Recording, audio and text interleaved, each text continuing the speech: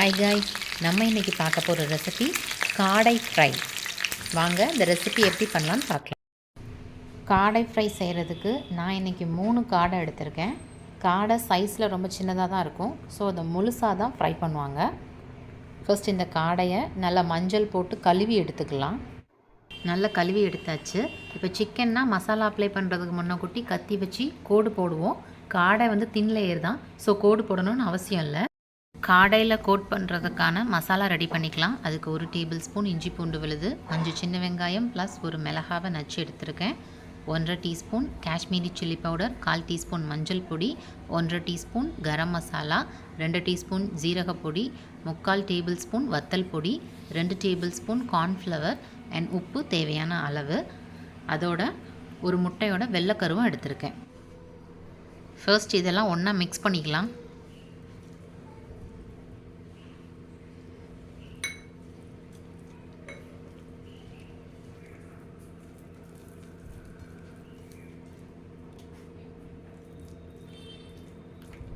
இப்போ காடையெல்லாம் எடுத்து அதில் மசாலாவை கோட் பண்ணிக்கலாம்.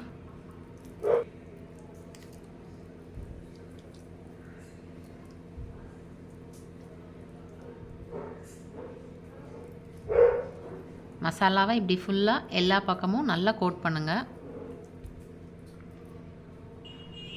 இது போலவே மற்ற ரெண்டுலேயும் அதே மாதிரி கோட் பண்ணிக்கலாம்.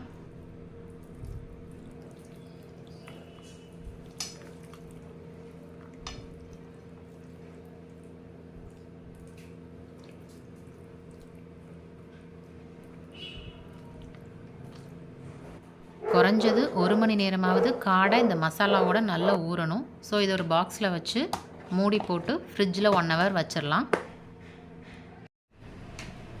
1 ஹவருக்கு அப்புறமா ஒரு பேனில் தேங்காய் எண்ணெய் ஆட் பண்ணிக்கோங்க. எண்ணெய் சூடானதும் அதில் காடையை ஆட் பண்ணிக்கலாம். எல்லா பக்கமும் வேகிற மாதிரி இதை மாற்றி மாற்றி போட்டு நல்லா பொரித்து எடுத்துக்கலாம்.